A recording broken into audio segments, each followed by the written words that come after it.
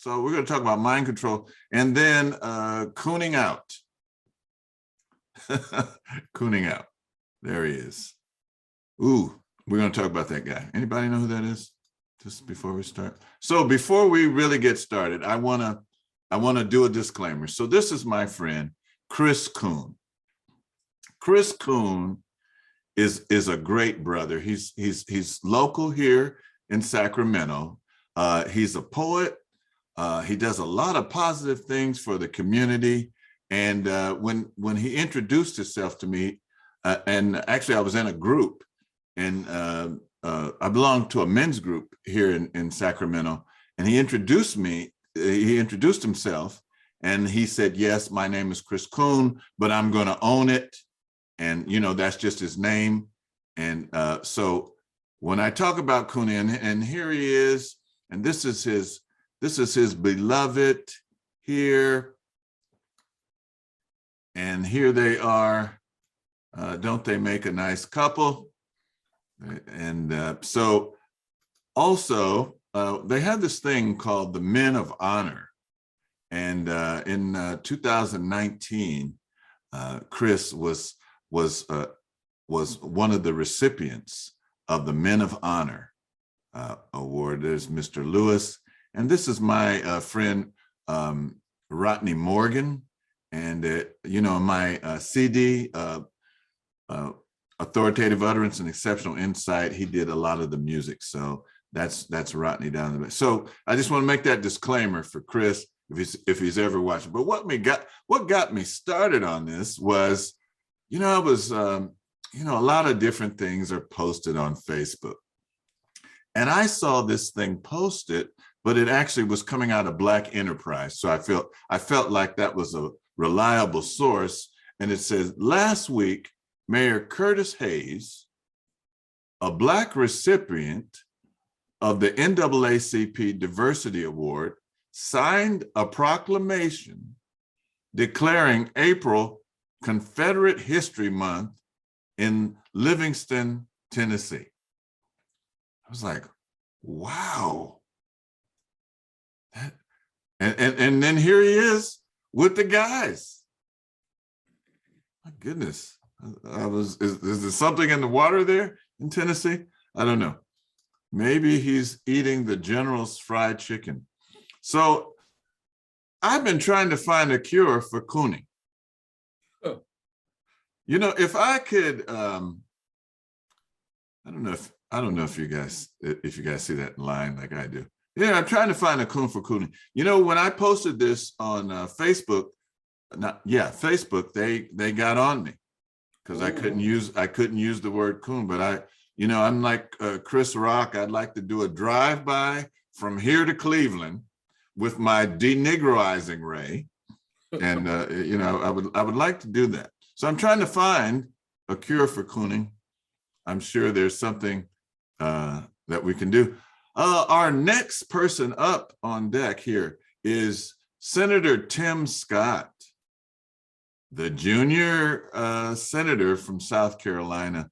And somebody was boo. So there's Tim, and one of the Cosby kids. I didn't watch that enough to know which character this is, but he does in some way resemble this character. So I want to play this thing. This is Tiffany. Can anyone name a political, social, or economic institution in America where widespread disparities and discrimination does not exist? Don't worry, I'll wait. Such a great question from my friend The Roots, Michael Harriot, and I actually have an answer. The hollow institution that resides inside Republican Senator Tim Scott's head. No racism there, and apparently no sense either. This week, the sole Black Republican in the Senate sounded a stone fool when he said this. Hear me clearly. America is not a racist country. Okay, let's be clear. Tim Scott does not represent any constituency other than the small number of sleepy, slow-witted sufferers of Stockholm Syndrome who get elevated to prominence for repeating a false narrative about this country that makes conservative white people feel comfortable. Because when you speak an uncomfortable truth, like Nicole Hannah-Jones, the party that Scott claims is not racist gets big mad and tries to silence you. Just this week, Senate Minority Leader Mitch McConnell asked Education Secretary Miguel Cardona to scrap teaching the 1619 Project in schools because it would reorient the view of American history. Lucky for McConnell, he has his own tap dancer to try and reorient the view of America for him. There were so many contradictions in the senator's speech that it was clear not even Scott believed the words he was speaking. I could go into great detail refuting each of his asinine points, but he did that for me. And moreover, a lesson I've learned, don't argue with people Harriet Tubman would have left behind. And sure, Tim Scott has spoken out about his encounters with law enforcement, and he co-sponsored the anti-lynching bill in the Senate, but there are two sides to every token. So thirsty for white approval, this dude actually stood on the national stage to defend the voter suppression law in Georgia, even though, as of last month, 361 bills were being introduced in 47 states to keep people who look like him out of the ballot box. The ability to shame the ancestors and appease the oppressors all in one speech, that's extreme. Though not quite like the domestic violent extremism that the Department of Homeland Security is investigating within its own ranks, mind you. But please, Senator, say more about how unracist the country is while you trot out that tired line about going from cotton to Congress to clown. Perhaps this was merely Senator Scott's audition to be Sam Jackson's understudy in the film Django, because as a descendant of the enslaved and damn near a daily survivor of institutional racism, I can assure you the question, is America a racist country, is one that has been asked and answered many times over. Yet we still love America, not for what it was, but for what it could be. On this one, you're not only on the wrong side of the aisle, Senator Scott, but you're embarrassingly on the wrong side of history as well. Well, hey, thanks for watching our YouTube channel. You should know that you can follow. Okay, Rachel, thank you. All right. So there was a term there that was mentioned, and it's actually on the flyer. And I was wondering if anyone knew what Stockholm Syndrome was. Anybody? Stockholm. I mean, it's a term. Go ahead, Katie. It's a term that's used a lot, and I think we need to explore it. In psychology, the Stockholm Syndrome is attributed to people of a mindset that after being kidnapped, a criminal act of kidnapping, they eventually spend so much time with the offenders, with the criminals, that they begin to adopt their ideology and their values system, the Stockholm Syndrome. Yes, yes, indeed. And I heard that. Wait, you just gave a definition for Patty Hearst. I almost said that sentence, and you said it next. Okay. You know what? I was talking earlier today with Judy, and she mentioned Patty Hearst. And those of you that are not on the West Coast may not know who Patty Hearst was. That actually goes back to the 70s. And Patty Hearst was the granddaughter of, oh God, no, I can't think. William Randolph Hearst. William Randolph Hearst, who was a big media conglomerate. Newspaper guy, and actually created what's called the Hearst Castle, and has all these valuable, things. It's up in the hills in Monterey someplace. Right. And I've never been there, but there are pictures in it. I mean, if you've ever seen The Godfather, some of the Godfathers in the movie, they're actually scenes from the Hearst Castle. But that was such a weird story to me, because it was an organization called the Symbionese Liberation Army that we never heard of before. And at the time, there was a superintendent of school, Marcus Foster. Marcus Foster had turned around the school system in Oakland. and was a strong advocate for education, particularly among African people. So he was assassinated, leaving his job late at night with cyanide bullets. And the people who took credit for it was this organization called the Symbionese Liberation Army. And then the next time that you hear about them, they're kidnapping Patty Hearst, and just the whole way that thing went. You know, she started robbing banks with him, and yeah.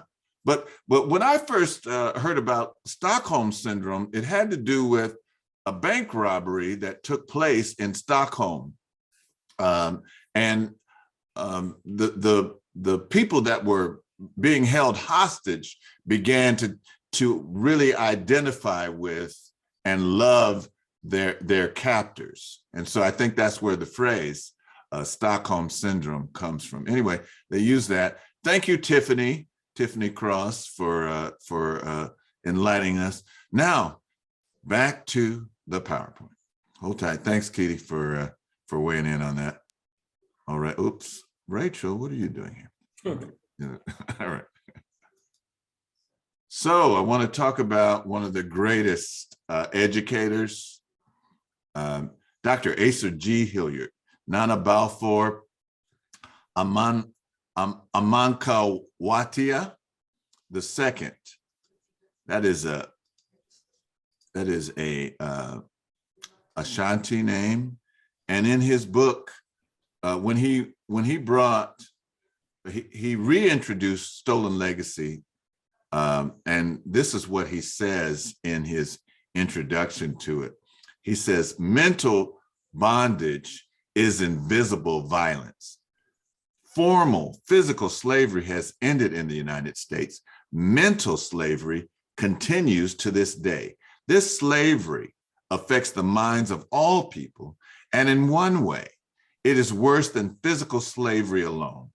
That is, the person who is in mental bondage will be self-contained.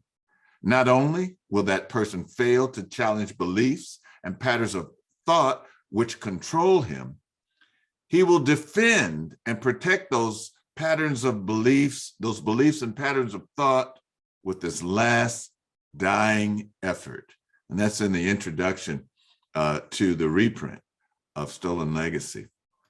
And then some of you may be familiar with this gentleman, Dr. Carter G. Woodson. Dr. Carter G. Woodson wrote the book, The Miseducation of the Negro. He wrote it in 1983. And he said this, he said, when you control a man's thinking, you don't have to worry about his actions.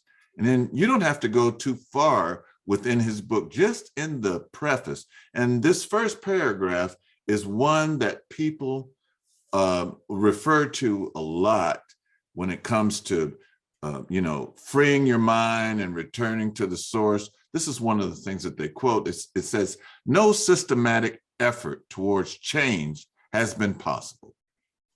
For taught the same economics, history, philosophy, literature, and religion, which have established the present code of morals, the Negro's mind has been brought under the control of his oppressor.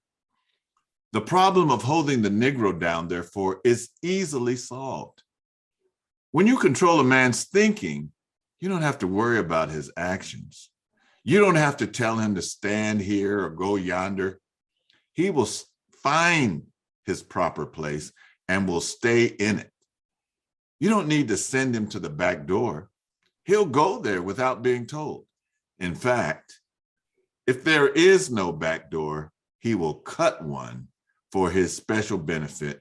His education makes it necessary. That is Dr. Carter G. Woodson, The Miseducation of the Negro. Now, there's another book. It was written by this brother by the name of Walter Rodney. And Walter Rodney was from Guyana. And he wrote How Europe Underdeveloped Africa. It's a must read, How Europe Underdeveloped Africa. And this is just a quote from that book. He says, In colonial terms, an education was designed for subordination, exploitation, the creation of mental confusion, and the separation of an African from his true self.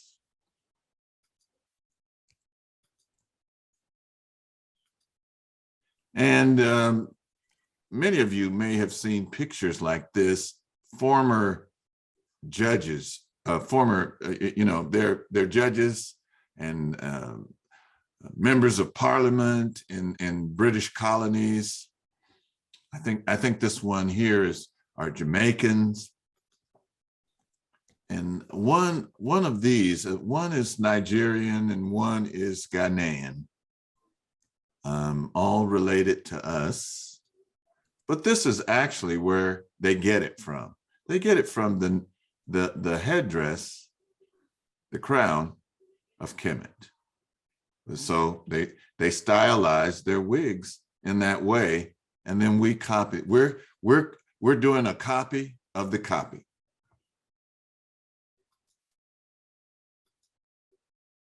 Let me check the chat, see what's up. Yep, Miseducation, the Negro. Yep, mind control is subliminal. All right, keep those things in the chat coming. And then just a couple of years ago, this situation happened. This young person went into a historically African-American church, sat down and prayed with the people, and then shot everyone except one so that they could tell the tale. And then there were people there that were ready to forgive them. There are people that were ready to forgive this inhumane, this cruel, vile torture of our people. And Dr. Welsing, who is a psychiatrist, says, forgiving whites for acts of racism is a mental illness on the part of Black people. Then there was this young woman that mistakenly came into the wrong apartment. She thought it was hers, and it was a brother sitting there. She's law enforcement, so she pulled her gun out and shot and killed him. There was a big controversy over that, you may recall, and she finally got at least 10 years. I mean, you could be sitting at your pad. I know I'm dating myself using that word. You can be sitting at your pad and somebody can come in and shoot you. Well, after she was sentenced, before she was sentenced, the Black bailiff comes over and fixes her hair. And then the brother of the victim asked the judge, may I hug her? May I give her a hug? And then the judge says yes. And then the judge comes down and hugs her too. But Dr. Welsing helps us to understand forgiving these kind of things is actually a part of mental illness. We're so ready to. We're going to get into why. Now, the ancient Greeks, who actually saw the Ethiopians and the ancient Cometians, the ancient Kamites. By the way, Ethiopian is a word. It's derived from a word in that region, Ethiopia. But that Ethiopian is a word to the Greeks that means people of burnt skin, burnt-faced people. And so this is Placidus talking, and he says, certainly they, the Ethiopians, are loved by the gods because of justice. This even Homer indicated in the first book by the fact that Jupiter frequently leaves heaven and feasts with them because of their justice and the equity of their customs. For the Ethiopians are said to be the justice of men, and for that reason, the gods leave their abode frequently to visit them. You know, when we talk about returning our people to our traditional greatness. That's what we're talking about. We're talking about getting to that point where we are so just that foreigners looked at us and said, my God, literally, my God, you know, Jupiter, that was one of their, you know, Jupiter leaves heaven to come and party with the Ethiopians. So when we talk about returning our people to our traditional greatness, this is the standard by which we should, you know, strive for to return. All right, it's 5:30. Are there any anything you want to ask or comment before we press on? Anyone? You guys are always so talkative. Yeah. Kalahari here. Go ahead, Kalahari. Go ahead. You'll note that what some people do, white people, they will go to communities where the police won't go unless they have backup. They go to churches where they know people more often than not do not have weapons. That's all I wanted to say. They want to shoot innocent people, so my only point. That was a tragedy. That was really, when I first heard about it, it struck a chord deeply that somebody could be so inhumane, to do something like that. Is there another comment? I was just wondering, the last thing you said was we need to get back to that. And I am asking, and I don't like the word assuming, that you're going to tell us give us some ideas on how we could get back to that. You know, I hope that we all can come to that. There's something that's innately in us that we recognize injustice when we see it. A lot of times you don't have to be taught. You don't have to go through any lessons. That, hey, that's an inequity. That's an injustice that I'm observing. Hopefully we will. There's so much to cover. Go ahead, Shango. I think there's another part of the story that should be included. When Dylan Roof was picked up by the police, he was on the way to the station. He told them he was hungry. So then they took him to our Burger King or somewhere and a shake. And then after he got it, then they proceeded to jail. That's the other part of the story. You know what? That is a part that I forgot. That's a true part of the story. They said, "Hey, you want to go to Burger King?" And then they took it to Burger King after he killed 9 people. You know, point blank range. Yes. Right. Go ahead, Jeff. I'm Imhotep.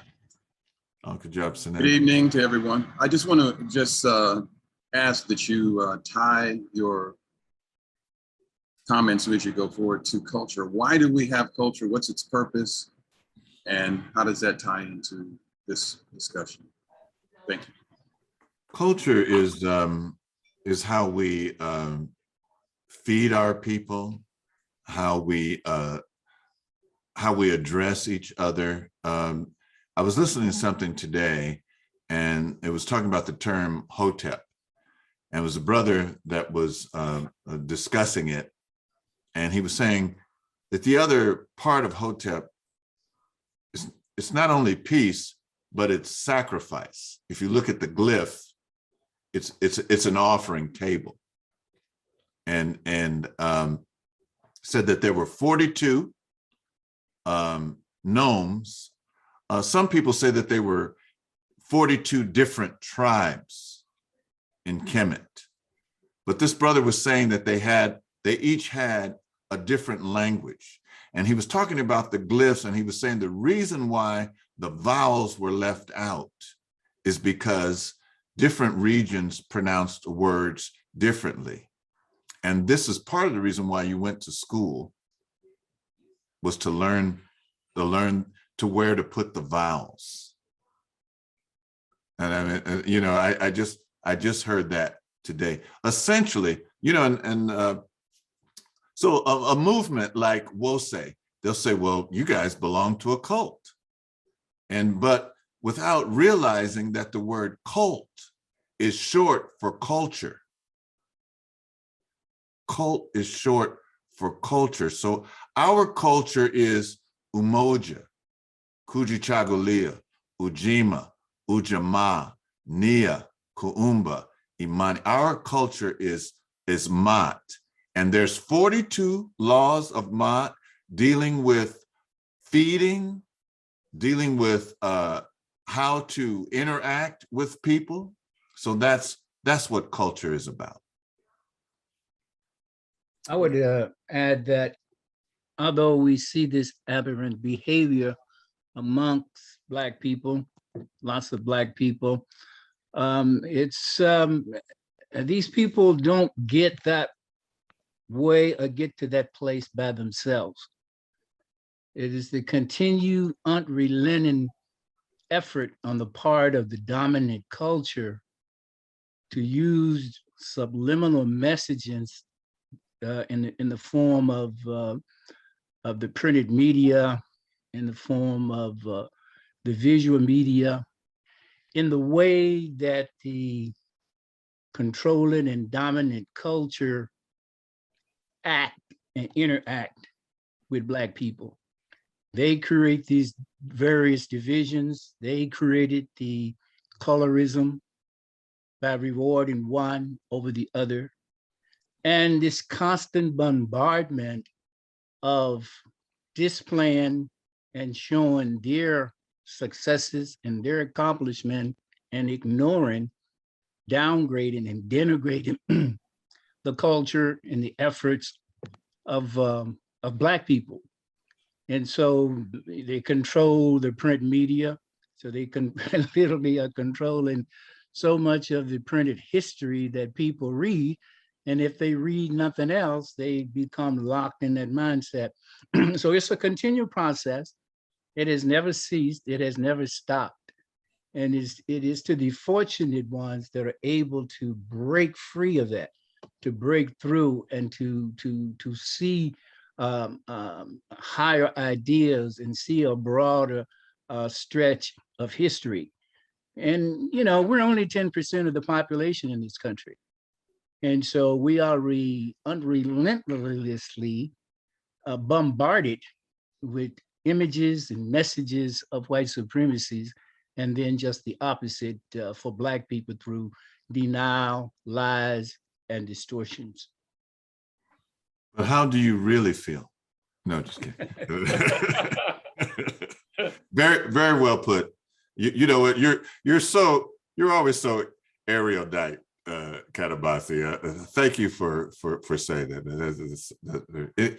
Anyone else before we go on? Go ahead. I think Amos Wilson had a beautiful way of expressing culture. I'm just going to paraphrase it. It's just that the way we learn about ourselves through culture, by having culture. That's how we learn. True. Go ahead, Mama Daly. Go ahead. You're muted, sir. Okay, I would simply state that a very simple definition of culture is way of life, and that and if we think in terms of life and culture is passed intergenerationally with both continuity and change, but nevertheless there is the expectation of the perpetuity of that life. And so it includes fundamentally values and ethics, but it includes everything from the way we eat to the way we sleep. Yes, indeed. Yes. It's just the way we conduct our life. Thank you for that. You know, I'm almost hesitant to continue. We have so many brilliant people that I'm looking at, names and faces today. And this is part of why we have this forum, Black Knowledge Matters. But I'm going to continue, if I may. Okay, Bubba, one quick little thing. That is also why we need institutions like Ile Omade. We Yes. have to remember that we did not get the rites of passage. Part of this enslavement of the mind is still in our DNA. And part of that is because no one has ever apologized. We're still fighting for reparations. They still don't want to put it in their schools. They don't want their children to know the truth. So it's so important and so detrimental for us to, try and bring this knowledge to our children and to fight for it in our schools, that the whole thing about the books that they use in schools, where they have one quick little paragraph about us and all this other stuff about these erroneous people and all the fantastic things that they did not do. So we have so much to do.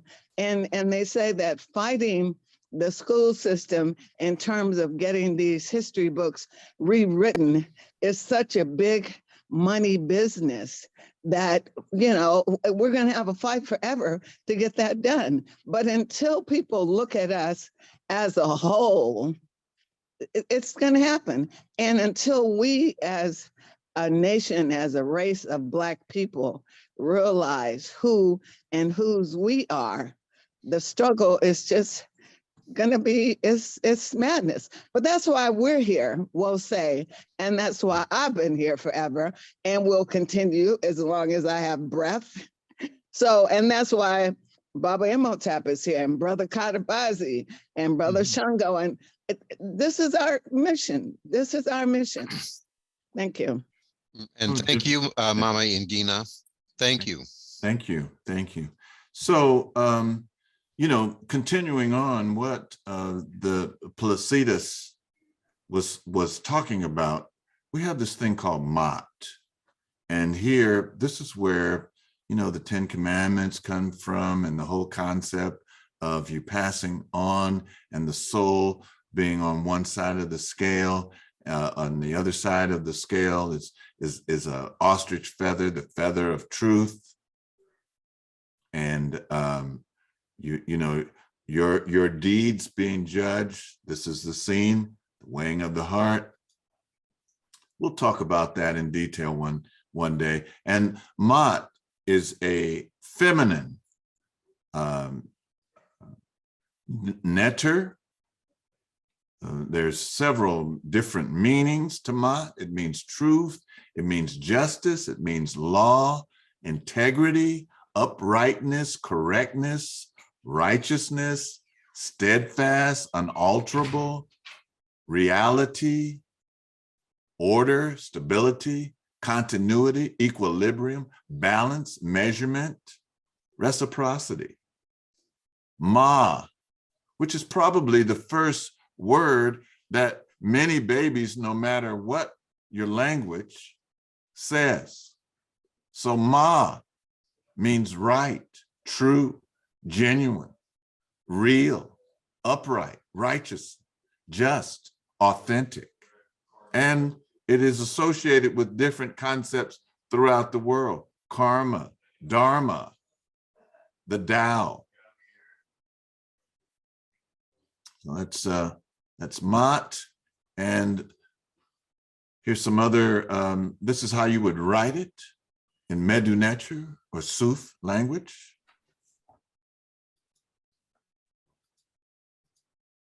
And this, you can always tell it's Mott. It's a feminine deity, and she'll have a singular ostrich feather in her headdress. When they're writing Mott zoomorphically,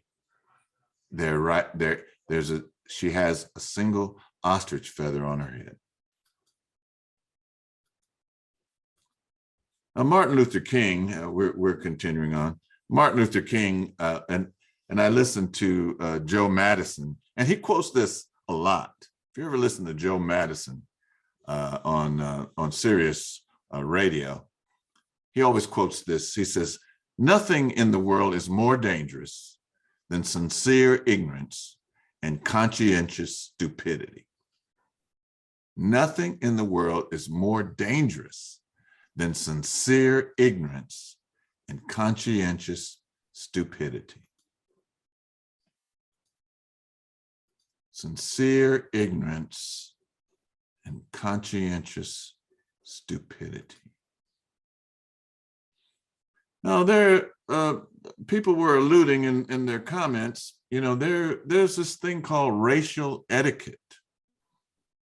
The racial customs and rules of racial behavior in Jim Crow America.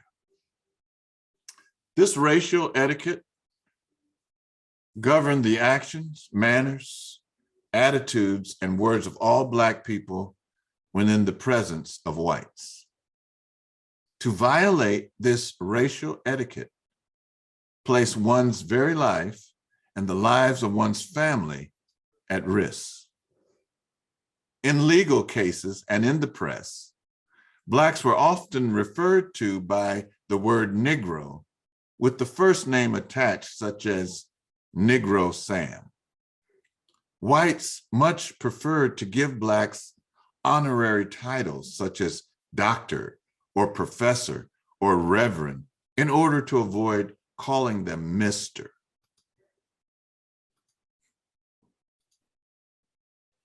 Almost always, however, the rules of racial etiquette required Blacks to be agreeable and non-challenging, even when the white person was mistaken about something. Usually, it was expected that Blacks would step off the sidewalk when meeting whites, or else walk on the other side, on the other street side of the walk, whereby giving whites the wall. Under no circumstances could a Black person assume an air of equality with whites. Black men were expected to remove their caps and hats when talking with a white person. The whole intent of Jim Crow etiquette boiled down to one simple rule: Blacks must demonstrate their inferiority to whites by actions, words, and manners. Laws supported this racist code of behavior whenever racial customs started to weaken or break down in practice, as they did during Reconstruction era.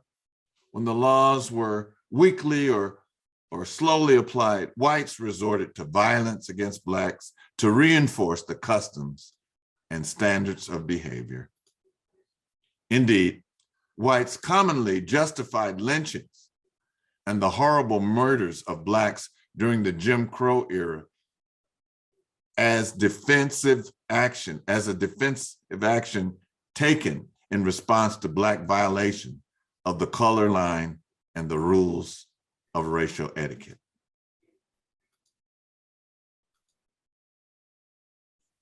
And so I'm going to pause here. Some of us are eating the General's fried chicken. Sometimes maybe some of you in your family, they're eating. How many saw that movie Undercover Brother? That was, some of those things are just, you guys know my sense of humor. I just roared when I saw it. You know what I just saw? I think it was just a couple of nights ago. I just saw Black Dynamite. Have you ever seen Black Dynamite? That is hilarious. It has every Blaxploitation ism in that movie. Anyway, that kind of answers some of the things that we were bringing up. The racial etiquette, that's part of why we're like that.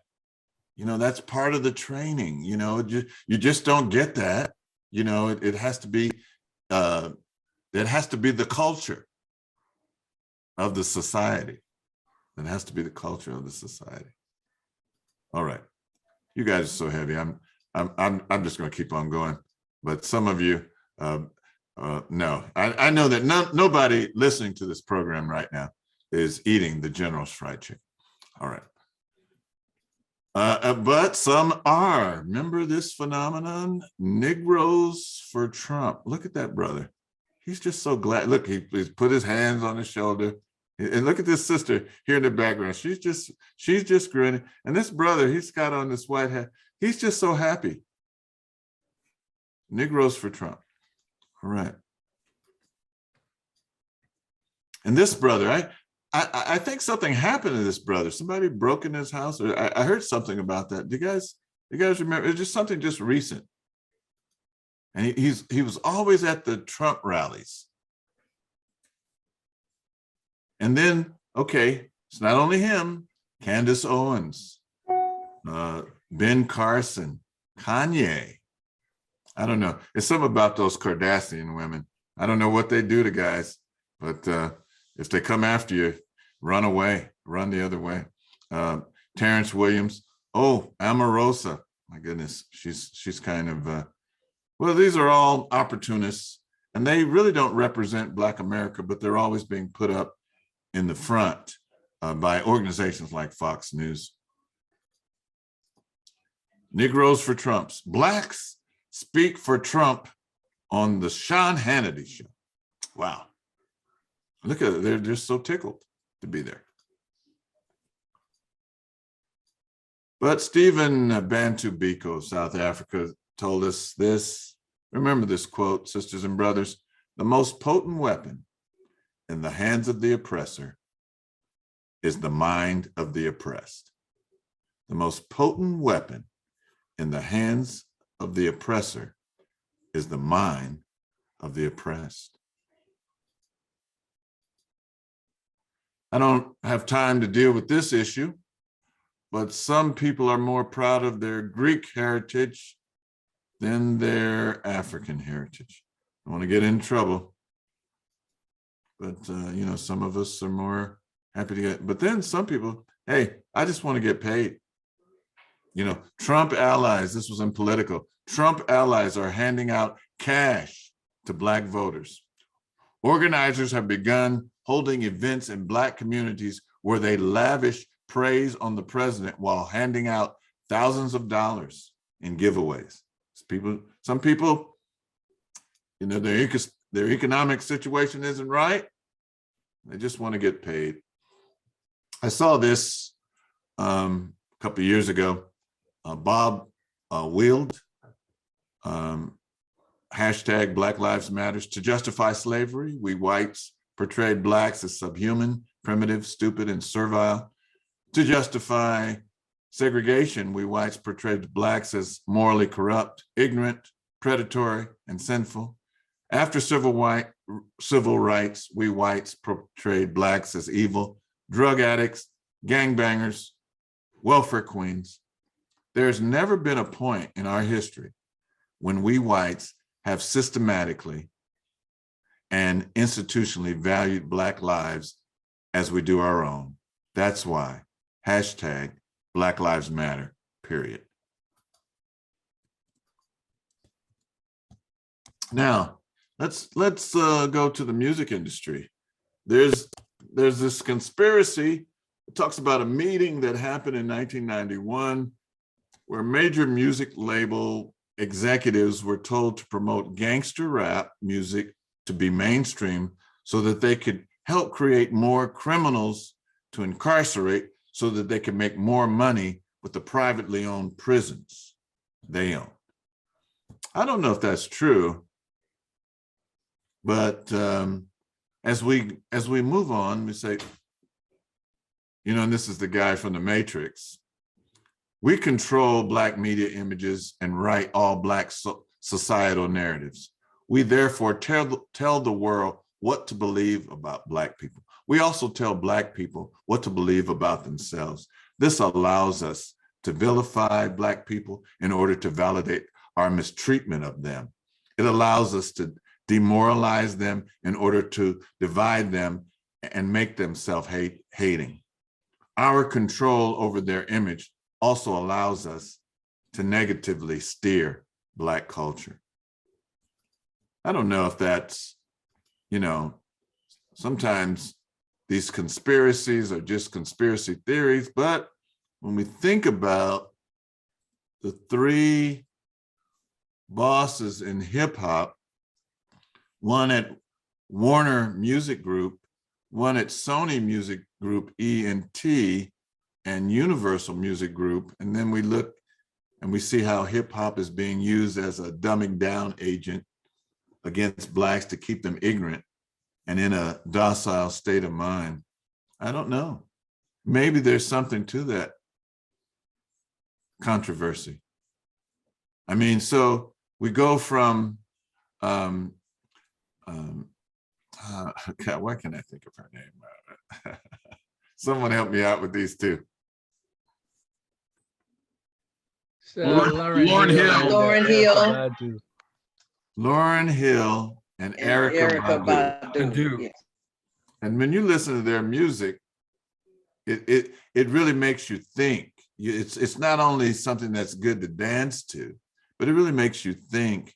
But now we're given these sisters, you know, we went from conscious music to Black violence destruction. Talking about mind control today, we went from militant to ignorant, or as they say in the community, ignorant. Somebody mentioned Dr. Amos Wilson. Right. Let's hear from Dr. Amos Wilson. Let's hear a little thing. We are killing each other in order to maintain this system. We have let ourselves become possessed by a spirit such that when we become aggressive, we aggress against the self instead of those who are the source of our aggressive orientation. We talk a lot as a people about self-hatred. Self-hatred is a personality configuration. It is a form of personality organization. It is an orientation toward the world and towards oneself. Self-hatred, then, is the white man's greatest protection against being destroyed by the black man. To a good extent, self-hatred is the white man's defense mechanism, is the white man's form of self-defense. How can we say that? To a great extent, one function of the personality is to direct energy, to direct aggression, to channel aggression and energy and wishes and impulses in particular directions, to organize feelings, to organize energy, to achieve certain ends. Those things that we hate, often then when we are angry or hostile, we aggress against them, don't we? We attack them often. We destroy them. Then we have a problem, don't we? If we attack the things we hate, if we attack the things toward which we hold hostility, when we are overly frustrated and when we are angry, then what happens if that thing we hate is ourselves? It means then, ladies and gentlemen, that when we become frustrated and angered as a people, when we are overwrought by feelings of hostility, and our self-hating personality seeks to channel that hostility and channel that aggression, it's going to channel the aggression right back on to the self, because that's the thing we hate most. So consequently, black anger then becomes a conduit for black self-destruction, for black self-defeat. The object of our hostile, aggressive feelings becomes ourselves. And you can see then how the white man is protected by that personality structure, right? while he stokes our anger, while he stokes our hostility, while he stokes our frustration, and while we get mad and we want to strike out, when we decide to strike out and aggress, we strike out and aggress against the self. And by doing so, he is left untouched and unscathed. And therefore, our self-hatred becomes his principal means of defending himself and of maintaining himself. One of the things that we are killing. All right, I'm going to stop there. Any comments, questions, concerns? There's some things in the chat that I've been meaning to get to, and you guys are kind of talking to each other. Okay, great.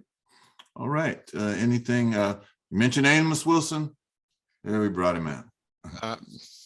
Yes. Go ahead. Okay. When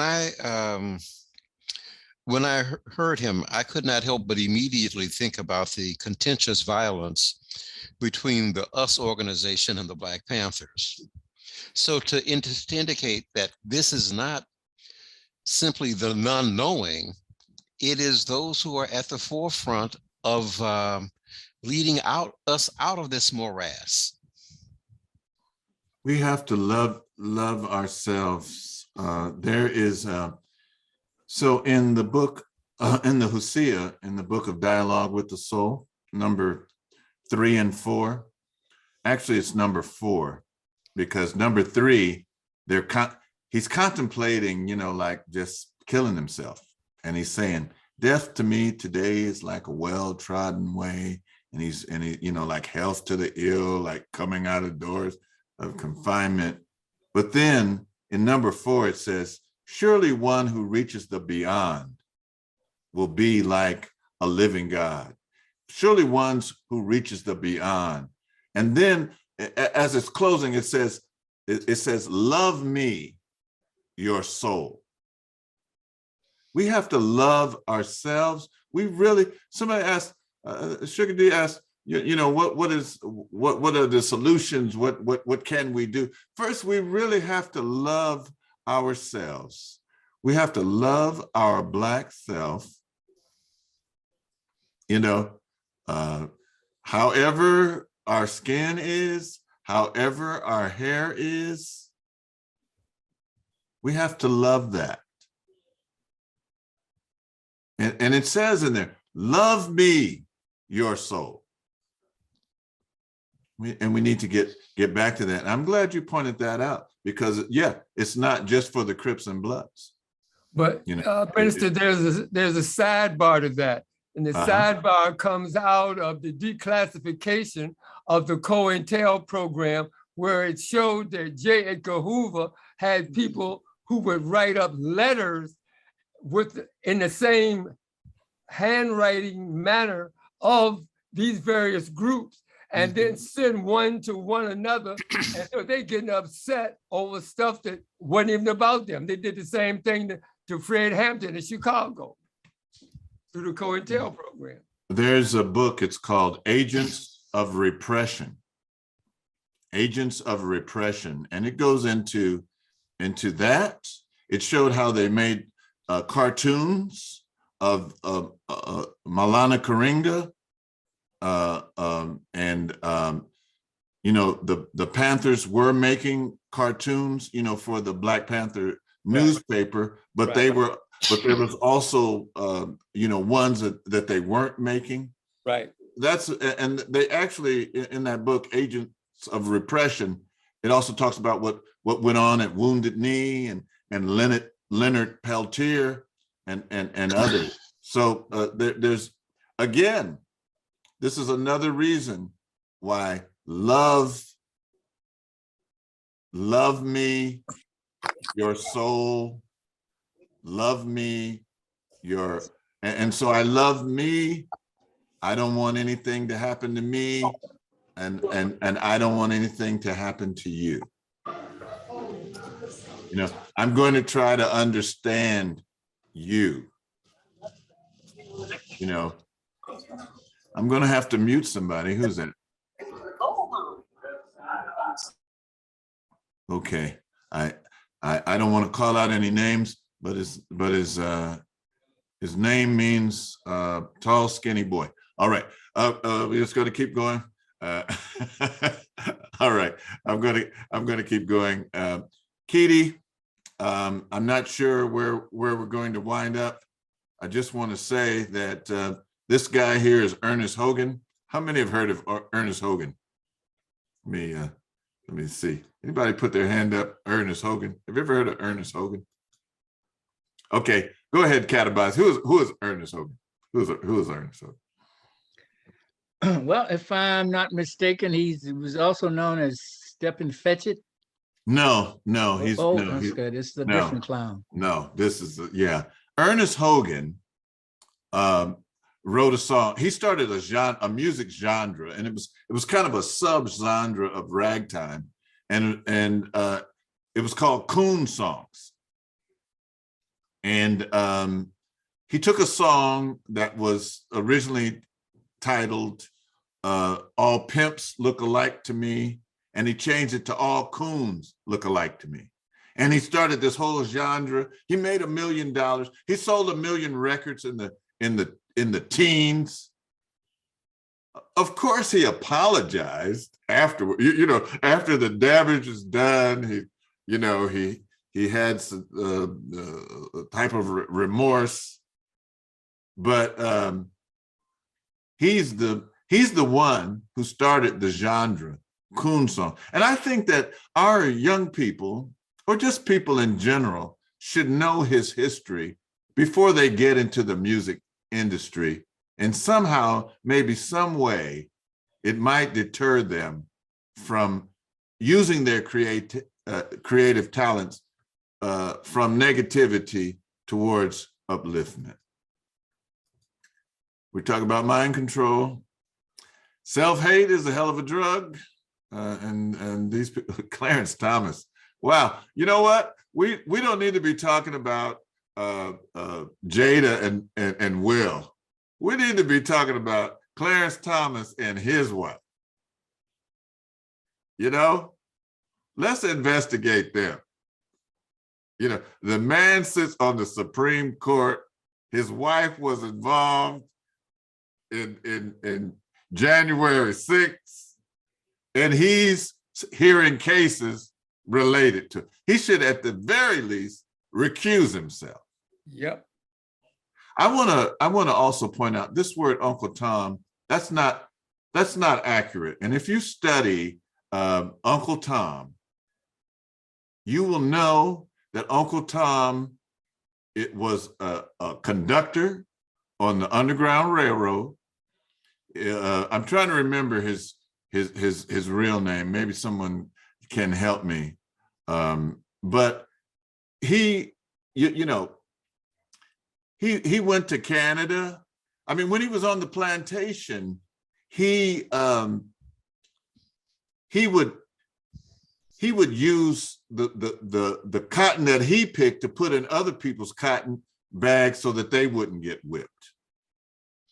There's a whole history. So really, when we say Uncle Tom, that's really not accurate. We really need to study who Uncle Tom was. Are you speaking of Josiah Henson? I'm speaking of Josiah Henson. Yes, indeed. That's what I was going to say. Yes, Josiah Henson. But Sambo is really that person that people should be using. Sambo and Quimbo. Yeah. Those two. But even Sambo, it's close to Shambo, which is a derivation of Shiva. Don't have time to go into it today, but maybe we can do it on a Thursday to just look at those words. All right. But self-hatred is a hell of a drug. All right. So slavery destroyed us. Oh, come back. Go back. What are you doing? Slavery destroyed us. Religion divided us. Ignorance controls us. And the truth scares us. It's 6:09. I don't know if you can take any more. Can you take? Can you take any more? Well, we have another guest. We do have another guest. If I could Could I ask you to just back up one? Oh, you took the PowerPoint down. I'll back up. I'll back up. I just wanted to see that you showed a picture of coons with one of them had the Confederate flag on his chest. Yes. One more back. Yeah. I want everybody to real quickly look at that Confederate flag. I'm going to describe what's on it and where do you think it came from. Those colors, of course, the red, white, and the blue come from the original White House at the Step Pyramid of Sankara. Those various colors had meaning across the Nile Valley. At the bottom of that flag, you see a pyramid. From the top, you see another pyramid pointing down and two pyramids pointing from the inside and outside. Those represent not only the pyramid, but 4 cardinal elements, all pointing toward the center. And we see one star at the center of all those 4 cardinal elements. That one star represents Ra, surrounded by 4 groups of 3 stars representing the zodiac. The cross itself, the deep blue, holds up the stars. That represents the goddess Nut. So when it comes down to it, when we look at that so-called Confederate flag, everything on it points to its Nile Valley origins. So I don't get mad when I see an African person displaying it. I just inquire of them, do you know what those symbols mean when they're all put together like that? All right. All right. You know, I don't want to, I have another PowerPoint just on that alone, but I'm not going to, thank you. Thank you, Kitty. Yeah, that's ours, and we should claim everything is flying over. You're absolutely right. You're absolutely right. Thank you for pointing that out. That's excellent. Excellent, man. I just want to go through this. This is something really, I think, interesting. How many have read this book? It's called Caesar's Messiah.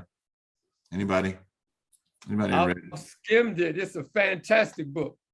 Caesar's Messiah. What is it talking about? It's talking about, this is by Joseph Atwell, and it's asking the question, was Jesus the invention of a Roman emperor? The author of this groundbreaking book believes he was. Caesar's Messiah reveals the key to a new and revolutionary understanding of Christian origins. The majority of the key events in the life of Jesus in the Gospels are satirical. Several are elegant literary satire of military battles in which the Jewish armies had been defeated by the Romans. In order to make any reconstruction of the country lasting, the Romans needed to offer the Jews alternative stories that would distract them from the messianic message inherent in the Torah and persuade them to accept Roman values and to worship Caesar. A further joke was buried in unmistakable parallels between the life of Jesus and that of Titus. In worshiping Jesus, those Jews who adopted Christianity, as it came to be called, were in proxy hailing the emperor of their conquerors as Titus/God, which was the Roman key strategic objective. Each of these particular events has a parallel in the writings of Josephus. Now just check, there's a historian, a Jewish historian that turned traitor, and then he became Flavius Josephus after the Roman conquerors. And so there's parallels in there in the Bible. Even at the Lake of Galilee, events at the Lake of Galilee launched the Judean careers of both Titus and Jesus. There, Jesus called his disciples to be fishers of men. There, the Roman battle took place in which Titus attacked a band of Jewish rebels led by a leader named Jesus. The rebels fell into the water, and those who were not killed by darts attempted to swim to their enemies. The Roman cut off their heads or their hands. Men were indeed pulled out of the water like fish. That's a historical event. The Roman solution to these problems was to create a special kind of post-war propaganda. They called it in Greek evangelon, a technical term meaning good news of military victory, which in English is translated as gospel. The name is in fact an ironic humor. The Romans were amusing themselves with the notion of making the Jews accept as the actions of the Messiah Jesus what were in fact literary echoes of the very battles in which Titus and the Romans had defeated the Jewish army. Caesar's Messiah. All right. So I was watching Good Times one day, and you know, JJ made a black Jesus, and Mom wasn't having it. This is what's been passed down to us, a Roman satire. If you're unwilling to question your beliefs, you will never know who you are following. You will never know if you are following truth or lies. Your immoral oppressors gave you your religion, Bible, and history. They also control all of your statistics, national narratives, media images. Only a damn fool would not question their beliefs. It's mind control. I'll let you just read that to yourself. These two to yourself.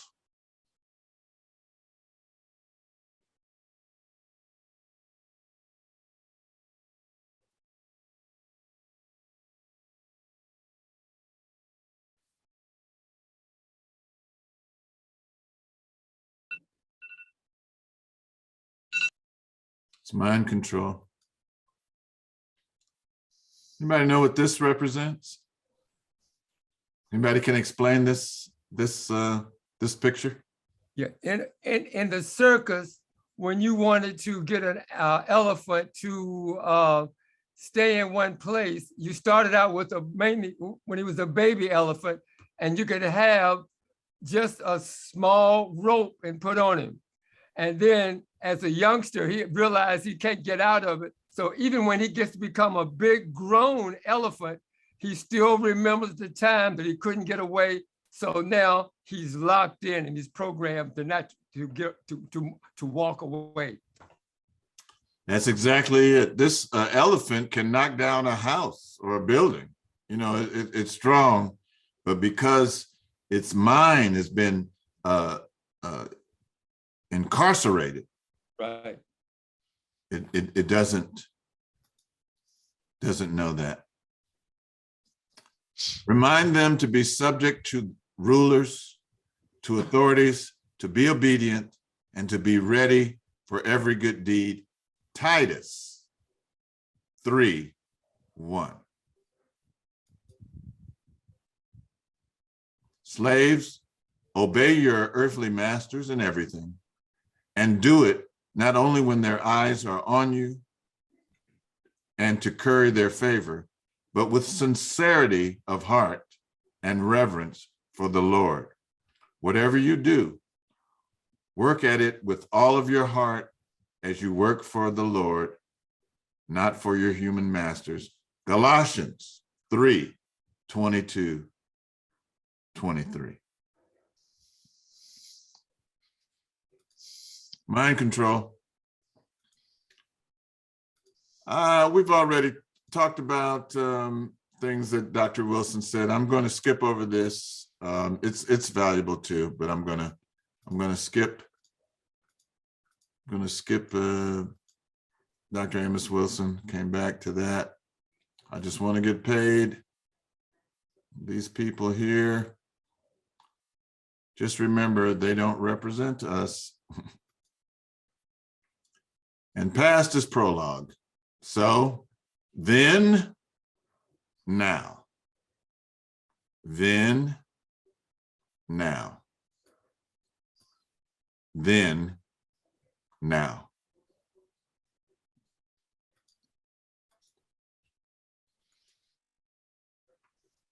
I'm still optimistic, and hopefully hopefully there will be a transformation of Brother Tim Scott from mental slavery to a masterful Per'ah, that he will be transformed from this to this. I think this statue looks like him. This is the elephant. Yep. Being incarcerated. Yep. Am I the only one that thinks Tim Scott looks like this Nubian Per'ah? I think he's too lost to even look like him. Yeah. Yeah, he's lost. I don't think he can be reclaimed. Exactly. You guys. When a person tells you who they are, believe